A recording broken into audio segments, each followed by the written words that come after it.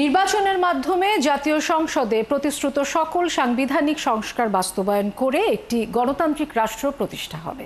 মঙ্গলবার জুলাই ঘোষণাপত্রের মাধ্যমে এমনটা জানান প্রধান উপদেষ্টা ডক্টর মোহাম্মদ ইউনূস। একই সাথে জুলাই অভ্যুত্থানের নায়কদের জাতীয় বীর ঘোষণা করে আইনি সুরক্ষা দেওয়ার কথা বলা হয়। বিস্তারিত মোহন ইসলামের প্রতিবেদনে। ঐতিহাসিক ৫ আগস্ট গত বছরের এই দিনে গণ অভ্যুত্থানের মাধ্যমে স্বৈরাচার শেখ হাসিনা ও তার দল আওয়ামী লীগের পতন ঘটায় শিক্ষার্থী জনতা তার বছর পূর্তির উদযাপন, সাথে জুলাই ঘোষণাপত্র ঘোষণা। ঘোষণাপত্র শুনতে জাতীয় সংসদ ভবনের সামনে জড়ো হয় হাজারো মানুষ। সন্ধ্যার ঠিক আগে মঞ্চে আসেন প্রধান উপদেষ্টা ডক্টর মোহাম্মদ ইউনূস, সাথে ফ্যাসিবাদ বিরোধী রাজনৈতিক দলগুলোর নেতারা। জাতীয় সংগীতের মাধ্যমে অনুষ্ঠান শুরু হয়। পরে শহীদ স্মরণে 1 মিনিট নীরবতা পালন এবং এক শহীদের বোনের বক্তব্য। আমার ভাই সকল শহীদ ভাইয়ের প্রাণের বিনিময়ে আজ আমি মুক্ত স্বাধীন বাংলাদেশে আপনাদের সামনে কথা বলছি। অবশেষে জুলাই ঘোষণাপত্র পাঠ করতে আসেন প্রধান উপদেষ্টা, পাশেই রাজনৈতিক দলগুলোর নেতারা। জুলাই ঘোষণাপত্র শুরু হয় মহান মুক্তিযুদ্ধ স্মরণ করে।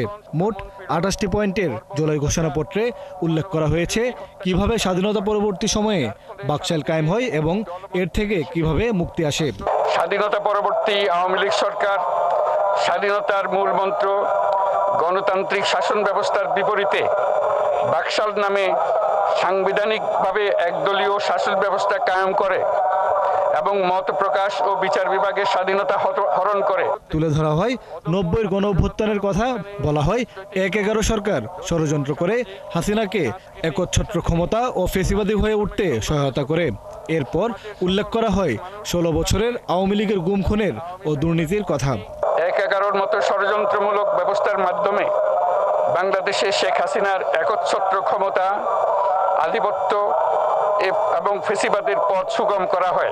এরপরে আসে 24-এর গণ অভ্যুত্থানের প্রেক্ষাপট এবং এই আন্দোলনে অংশ নেয়া সবাইকে জাতীয় বীর স্বীকৃতি দিয়ে তাদের আইনি সুরক্ষা দেওয়ার কথা বলা হয়। বৈষম্য বিরোধী ছাত্র আন্দোলন চলাকালে আওয়ামী লীগ সরকার কর্তৃক ব্যাপক দমন পীড়ন, বর্বর অত্যাচার, মানবতা বিরোধী হত্যাকাণ্ড চালানো হয়, যার ফলে সারা দেশে দলমত নির্বিশেষে ছাত্র জনতার উত্তাল গণবিক্ষোভ গণ অভ্যুত্থানের রূপ নেয়। সবশেষে একটি নির্বাচনের মাধ্যমে সংস্কার বাস্তবায়নের কথা বলা হয়, যাতে দেশ গণতান্ত্রিক কাঠামোতে চলতে পারে। ছাত্র গণ অভ্যুত্থানের 2024-এর উপযুক্ত রাষ্ট্রীয় সাংবিধানিক স্বীকৃতি প্রদান করা হবে এবং পরবর্তী নির্বাচনে নির্বাচিত সরকারের সংস্কারকৃত সংবিধানের তফসিলে এই ঘোষণাপত্র সন্নিবেশিত করা হবে। 24-এর গণ অভ্যুত্থান, জুলাই ঘোষণাপত্র ও সংস্কারের সাংবিধানিক স্বীকৃতি দেওয়ার কথা বলেন প্রধান উপদেষ্টা। বাংলাদেশের ইতিহাসে দুইবারেই ঘোষণাপত্র পাঠ করা হয়েছে, একবার মহান মুক্তিযুদ্ধে, আরেকবার 24-এর গণ অভ্যুত্থানের পর এই আজকে। ঘোষণাপত্রে যা যা বলা হয়েছে তার প্রতিফলন কি হয় তা দেখার বিষয় সামনের দিনগুলোতে। মোহন ইসলাম, 71, ঢাকা।